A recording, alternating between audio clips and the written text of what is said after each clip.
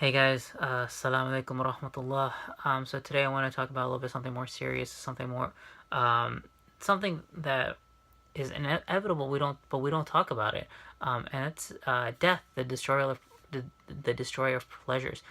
Each one of us will eventually face death, and it may be today, maybe tomorrow, or maybe 60 years from now.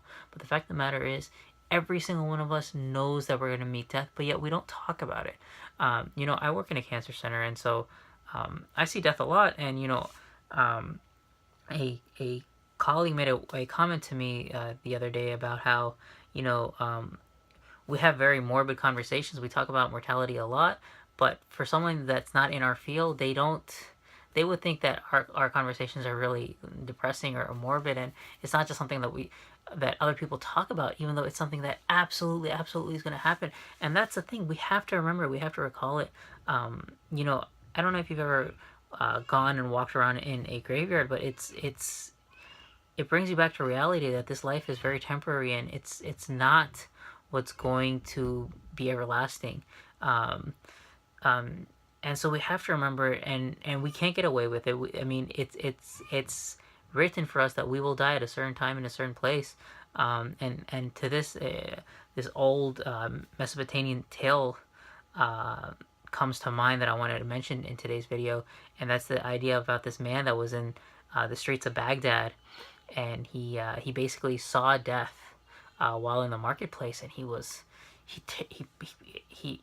shocked, and he was so scared, and he was like, "Oh my God, death is here!"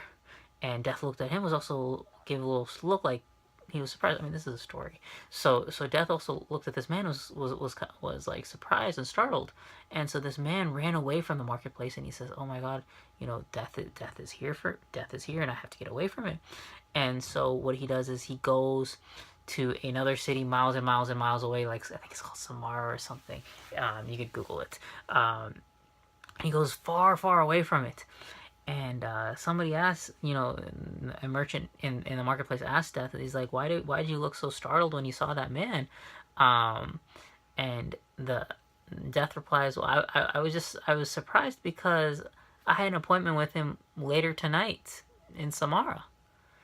And so it just shows that we can't escape death. We can't get away from it. It's something that's real, and that we have to recognize it and talk about it and remember it. So because it is the ultimate destroyer of pleasures, and it's not something we can get away with. You know that American saying, "There's two things that are inevitable: death and taxes." So the taxes is whatever. It's money that doesn't belong to us anyways.